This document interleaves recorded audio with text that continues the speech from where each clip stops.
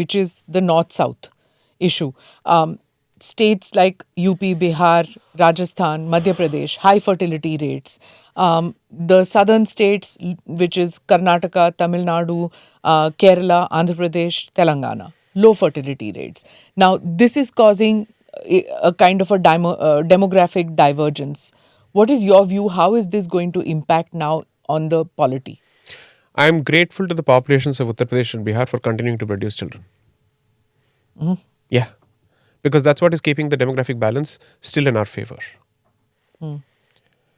But for them, if you've gone subnuclear in the south, in terms of your family structure, what is the replacement ratio that you're looking at? Less than 2. Yeah. So recently somebody quoted this figure. But this is even Muslims are producing less. No, that's where you're getting it. Exactly what I was coming to. Drop in fertility rate doesn't translate to having the same or similar numbers. From 3 to 2 or 4 to 2 is different from 10 to 6. Okay. So you're looking at it from a percentage point perspective, but it still translates to significant outproduction in terms of actual numbers. Okay, Got it. So that makes no argument. When someone says the fertility rates are dropping, that doesn't tell you the actual picture. It only means if somebody was producing 10, it has come down to 5. But if someone was producing 4 and has come down to less than 2, what do you think is worse? This argument doesn't cut ties. I'm sorry to say, I think people are making fools of us. Yeah. I know where this argument is. It smells and reeks of Hyderabadi biryani here. So, Okay. so I know that this is this absolutely illogical argument. I don't know which madrasa he learnt his mathematics from. Yeah. That's not how this works. Okay, this is not, I'm sorry, it's such a lousy argument to make. So therefore, this argument has no water whatsoever. So if we are subsidizing the populations of the north for producing people who can at least replace us in equal numbers, if not more, there's nothing wrong with it. Because that's the very same population that is sending you the migrant workforce. Correct.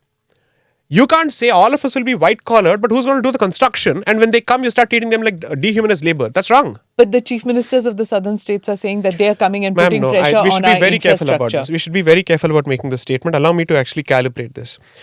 There is no unanimous monochromatic position in the south on the subject. Because the south is not represented by Tamil Nadu alone. Telangana chief minister has also said that I don't have money now because... Has TDP said this?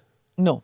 Has Pawan Kalyan said this? No, in fact, TDP has said have more children. Babu said that have more Correct. children. Okay. Yeah. So that means there is a certain ideology or a mindset that is hell-bent on pushing some kind of a wedge between the north and the south, citing this as one of those reasons. Will they then put some kind of restriction on the movement of labor? Then let's see who will implement the infrastructure projects. Where will they get the people from? They won't.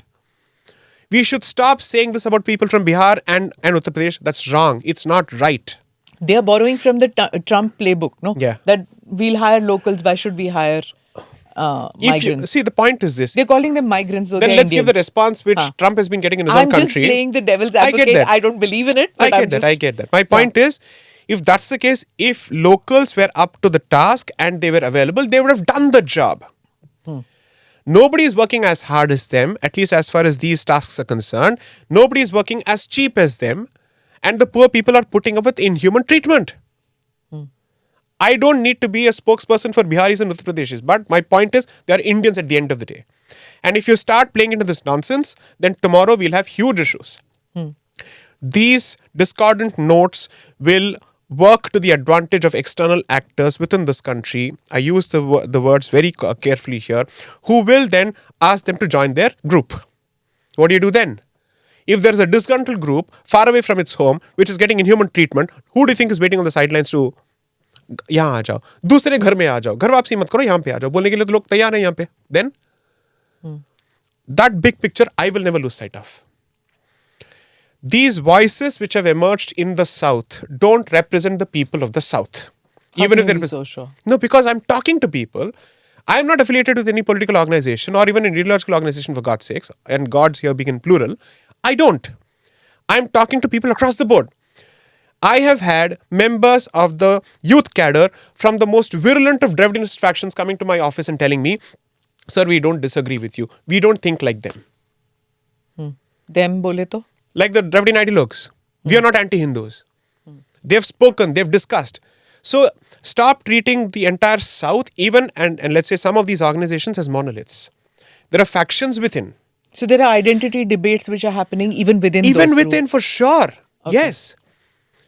If there was a point when the DMK took pride in, let's say, taking out processions of Sri Ram with Chapalmala around, and then you have the former finance minister of DMK basically saying, we actually consult the astrologer before we go for a swearing-in ceremony. But that is so typical. No, it's not just typical. I'm just saying finally they are talking at least about it. There is a change. They know that they can't stop this anymore. There is only two options. Let's say there are only two options available in the South, at least in Tamil Nadu.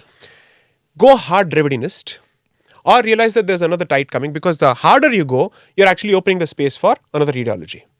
So they'll have to find a center space. That's happening in pop culture, that's happening across the board. May not be at the same pace at which I want it. But what I'm trying to say is, people of the South are not like this. This is not how we operate. This is honestly not how we operate as Bharatiyas at all. And people of the South are not different from the Bharatiya civilization. So we need to be very careful about who we give the label of being the spokesperson of the South.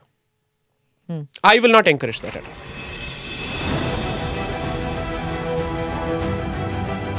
Namaste, Jai Hind. You're watching ANI podcast with Smita Prakash. अगर हम उसको मस्जिद कहेंगे तो फिर विवाद होगा. The issue is टूटा है क्या भारत? 400 पार का मतलब ये है कि संविधान खतरे में है. क्या हम लोग ये निर्देश देते हैं कि फला को गिरफ्तार करके जेल डाल दें? वही तो कह रहे हैं सब. ये बेबुनियाद निराधार आरोप. सच्चा सुनना चाहो देखो स्मिता प्रकाश ANI. It does not lie.